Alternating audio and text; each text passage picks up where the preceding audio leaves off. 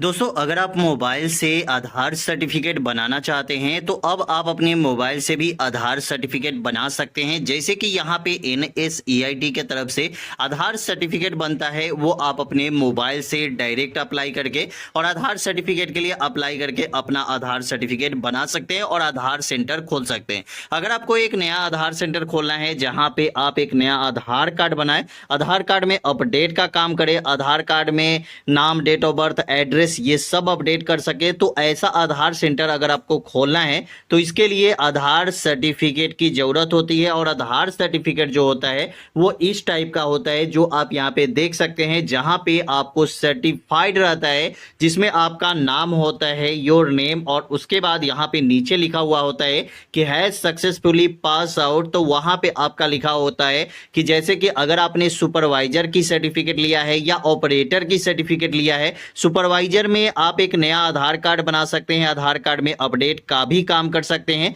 अगर आप वही अपडेट का आपको सिर्फ मिलता है ऑपरेटर की सर्टिफिकेट, जहां पे आपको अगर कम नंबर आता है और ऑपरेटर की सर्टिफिकेट मिलता है, तो आप यहां पे अपडेट का काम कर सकते हैं, जैसे कि नाम, date of birth, address, mobile number, email ID, fingerprint update कर सकते हैं, आईडी स्कैन अपडेट कर सकते हैं। मतलब अपडेट का जितना भी काम होता है, अगर आपको कम नंबर आता है आधार एग्जाम में, तो आप यहां पे सर्टिफिकेट अप्लाई कर सकते हैं। तो दोस्तों यहाँ पे दोस्तों आप देख सकते हैं कि ऊपर में जस्ट आपको दिया रहेगा सर्टिफिकेट नंबर, उसके बाद क्वालिफिकेशन आपका रहेगा। तो यहाँ पे बता दूं, आपका 12th पास आउट से कम नहीं होना चाहिए। अगर आप 12th पास आउट है तभी आप आधार सर्टिफिकेट के लिए अप्लाई कर सकते हैं। उसके बाद यहाँ पे सेकेंड लैंग्वेज आपको यहाँ आएगा कि आप इंग्लिश में एग्जाम देना चाहते हैं या हिंदी में एग्जाम देना चाहते हैं, तो इसके लिए आपको यहाँ पे अप्लाई करते समय ही आपको ये देना होगा। तो आधार सर्टिफिकेट बेसिकली ऐसा ही होता है जो आप अपने सामने देख सकते हैं, और ऐसा ही आधार सर्टिफिकेट आपको एग्जाम देके मिलता है।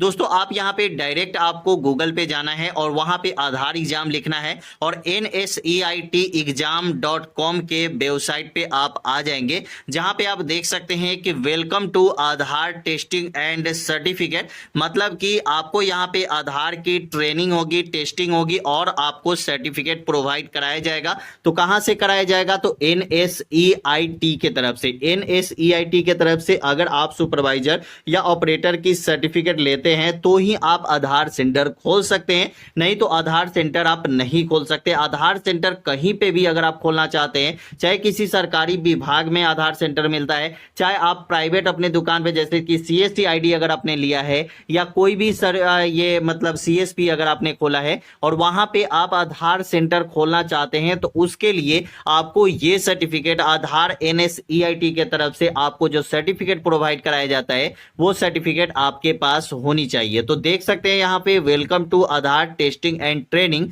उसके बाद आपको यहाँ पे सर्टिफिकेट प्रोवाइड कराई जाती है। उसके बाद दोस्तों डायरेक्ट हम यहाँ पे होम पे आते हैं। तो होम पे आने के बाद यहाँ पे आप देख सकते हैं कि ऊपर में आपको 4 ऑप्शन मिलता है। पहला मिलता है होम, दूसरा मिलता है सिंपल सर्टिफिकेट जो आपको सर्टिफिकेट मैंने दिखाया, उसके बाद यहाँ पे सेंटर डिटेल्स और उसके बाद हाउ टू अप्लाई।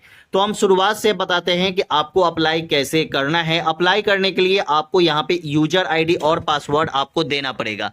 अब दोस्तों आपके पास यूजर आईडी और पासवर्ड तो होगा नहीं, आपको यूजर आईडी और पासवर्ड मिलेगा कहां से? जैसे कि आपको यूजर आईडी और पासवर्ड की यहाँ पे सबसे ज्यादा जरूरत होती है, तो इसके लिए आपको नीचे एक ऑप्शन देखने को मिलता है क्रिएट न्यू यूजर का। ठीक है, यहाँ पे दोस्तों देखेंगे साइन इन के जस्ट बगल में क्रिएट न्यू यूजर का, तो यहीं पे दोस्तों आप आधार सर्टिफिकेट के लिए क्रिएट न्यू यूजर पे क्लिक करके अप्लाई कर सकते हैं। तो दोस्तों आपको अप्लाई एक नया सर्टिफिकेट के लिए करना है। जैसे कि अगर आपने पहले से किया है तो आपके पास यूजर आईडी और पासवर्ड रहता है, लेकिन अगर आपने पहले नहीं किया होगा कभी सर्टिफिकेट के लिए अप्लाई, तो यहाँ पे क्रिएट न्यू यूजर पे आपको क्लिक कर देना है। तो चलिए दोस्तों क्रिएट न्यू यूजर पे जैसे ही हम क्लिक करते हैं तो डायरेक्ट हम यहां पे आएंगे। यहां पे आने के बाद दोस्तों देखेंगे तो ऊपर में आपको new user sign up form का ऑप्शन आएगा। मतलब ये जो फॉर्म है ये न्यू यूजर के लिए दिया गया है, और यहां पे अपलोड XML फाइल जो सबसे ज्यादा जरूरी है। सभी लोगों को पता नहीं होता है कि XML फाइल हम डाउनलोड कहां से करेंगे,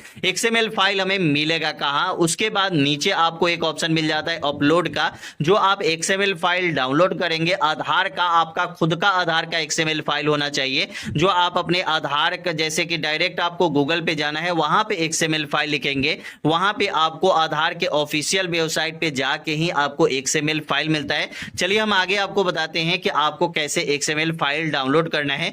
तो उसके बाद यहाँ पे अपलोड का एक ऑप्शन आता है, जैसे कि यहाँ पे चूज फाइल पे क्लिक करके सबसे पहले आप फाइल चूज कर लेंगे। उसके बाद यहाँ पे आपको अपलोड करने का ऑप्शन आता है। शेयर कोड जो होता है, जो XML फाइल जब आप डाउनलोड करेंगे तो वहीं पे एक शेयर कोड का ऑप्शन होता है कि आप जो XML फाइल अपलोड करेंगे तो वहां पे आप अपना शेयर कोड क्या डालेंगे, तो आप खुद से कोई शेयर कोड आप वहां पे डाल दीजिएगा और उसी शेयर कोड को यहाँ पे आके जैसे कि सबमिट एक्सटेट करना करेंगे तो आपका यहाँ पे बता देगा कि यहाँ पे आप अप्लाई अब कर सकते हैं, क्योंकि आपका XML फाइल सही है। ठीक है, उसके बाद यहाँ पे दोस्तों देखेंगे, डायरेक्ट हम गूगल पे जाएंगे। गूगल पे यहाँ पे हम सर्च करेंगे आधार XML फाइल डाउनलोड। जब यहाँ पे आधार XML फाइल डाउनलोड करेंगे तो आधार के ऑफिशियल वेबसाइट पे जाके ही हमें XML फाइल डाउनलोड करना है, किसी और वेबसाइट पे जाके XML फाइल नहीं डाउनलोड करनी है। और ये सब काम आपको मोबाइल से ही करना है, आपको कोई और जगह से नहीं करना है। आप डायरेक्ट मोबाइल से ही कर सकते हैं अपना XML फाइल डाउनलोड, और XML फाइल के लिए अप्लाई आप मोबाइल से ही कर सकते हैं।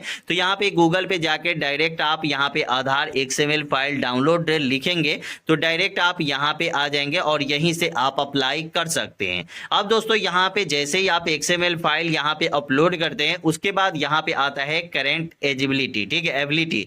तो यहाँ पे दोस्तों आप देखेंगे तो स्टेट, सिटी, टेस्ट सेंटर और टेस्ट डेट। अब दोस्तों आप लोग ये सोच रहे हैं कि यहाँ पे आपको कैसे डालना है, तो देखिए स्टेट में तो जो आपका स्टेट होगा वो आप स्टेट अपना डाल देंगे, जो भी आपका राज्य है वो राज्य डाल देंगे, जैसे बिहार है, झारखंड है, यूपी है, मतलब किसी भी राज्य से अगर आप हैं तो आप अपना राज्य यहाँ पे सेलेक्ट करेंगे। उसके बाद यहाँ पे आप अपना सिटी सेलेक्ट करेंगे, जो भी आपका सिटी है। उसके बाद यहाँ पे टेस्ट सेंटर। अब दोस्तों यहाँ पे टेस्ट सेंटर आपको देना है, जैसे कि आप जो भी डिस्ट्रिक्ट में रहते होंगे उस डिस्ट्रिक्ट में एक टेस्ट सेंटर बनाया जाता है, जो आधार सर्टिफिकेट के लिए एग्जाम जहां लिया जाता है, तो वहीं पे आधार टेस्ट NSEIT के तरफ से एक मतलब ऑफिस बनाया जाता है, जहां पे आपका कंप्यूटर से एग्जाम होता है और कंप्यूटर से एग्जाम होने के बाद ही आप यहाँ पे सर्टिफिकेट के लिए मतलब यहाँ पे एग्जाम दे सकते हैं। और उसके बाद यहाँ पे टेस्ट डेट भी आपको दिया जाता है कि जैसे कि आप टेस्ट सेंटर पे जब जाएंगे तो किस डेट में जाएंगे